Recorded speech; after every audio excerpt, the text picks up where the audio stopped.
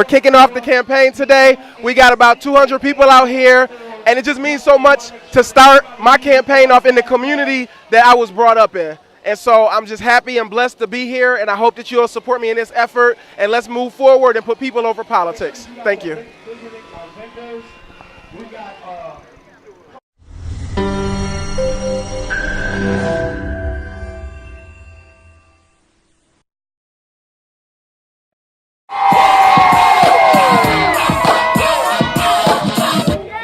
All right, good afternoon, everybody. Good afternoon, everybody. First, all praises and honor to God for bringing us here today. Before I begin, I want to thank Naomi and Sam. I saw them out here. I want to thank Leah and my grandmother for those powerful introductions. It really means a lot to me. I want to thank my beautiful wife and daughters for supporting me 100%. Yeah, definitely clap for the wife, you know. I want to thank my family for being here and my close friends and volunteers for helping make today happen. But most importantly, I want to thank everybody here, all the voters, all the community members. Thank you all for coming from every corner of this district, every neighborhood in this city to support me today. Thank you. It means so much to have you here. Yeah! So my name is Duncan Kirkwood, and I grew up in this neighborhood. I grew up in this house right here. And it's really strange for me to be standing in front of you today as a candidate for public office, because people who look like me, that come from neighborhoods like this, don't often get to live out the potential of their dreams. Usually they're crushed by the issues that come with growing up in the inner city. So crime, violence, drugs, lack of education, lack of opportunity, lack of expectations. But my parents had a different dream for me. They put me in chess classes and piano lessons because they knew if I was going to be successful, I would need to be different. I would need to think differently. My father, Marvell, where is he at? I see him. So my father worked 2 and sometimes 3 jobs to support us, and still found time to bowl in what seemed like 15 or 16 bowling leagues.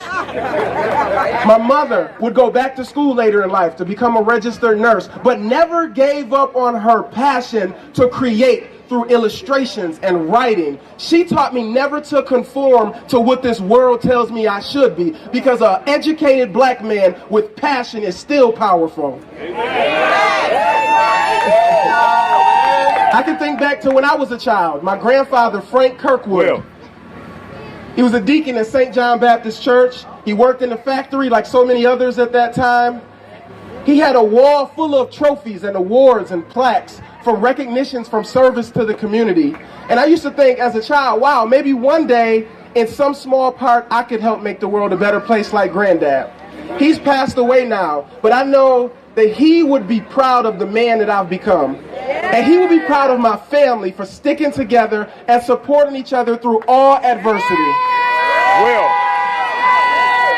Will. I had big dreams for my life when I was a child. But when I was 16, my best friend Andre, who lived in this yellow house right here, was arrested on drug charges.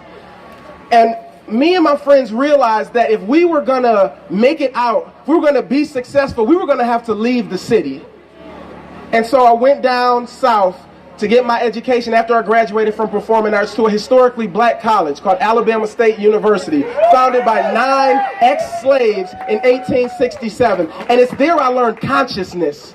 I learned that we have survived tragedies after tragedy, after atrocity, after atrocity, and we were never broken. And we found ways to make the system better through voting. Through voting, we were able to make our system better. I went on to serve in the military, in the Alabama Army, National Guard for 8 years. And I wrote 3 city laws and 3 state laws, got my master's degree. And I realized that in order to make lasting change, you had to write new laws that would help govern our people. United will never be defeated. A people united will never be defeated. United will never be defeated. A people united will never be defeated. So let's be the generation that finally makes Erie County more diverse, so the people who are servicing your children, servicing your families, actually look like you. Let's be the generation that finally fixes the Erie County Holding Center. Let's be the generation to invest in education in a real way so teachers don't have to spend money out their own pockets to buy school supplies, and so that our school system has the resources to service our kids and give them everything they need. For those families who have special needs students, I will be more than just a friend. I will be an advocate to stand by your side, and we make sure that our community gets the services for our children, even if they have unique needs.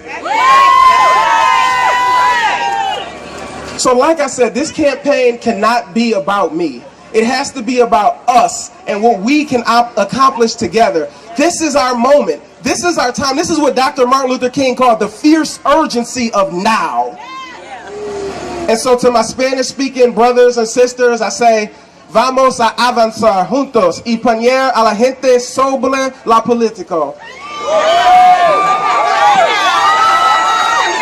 And to everybody else, I say, let's look forward and put people over politics. Thank you all. God bless.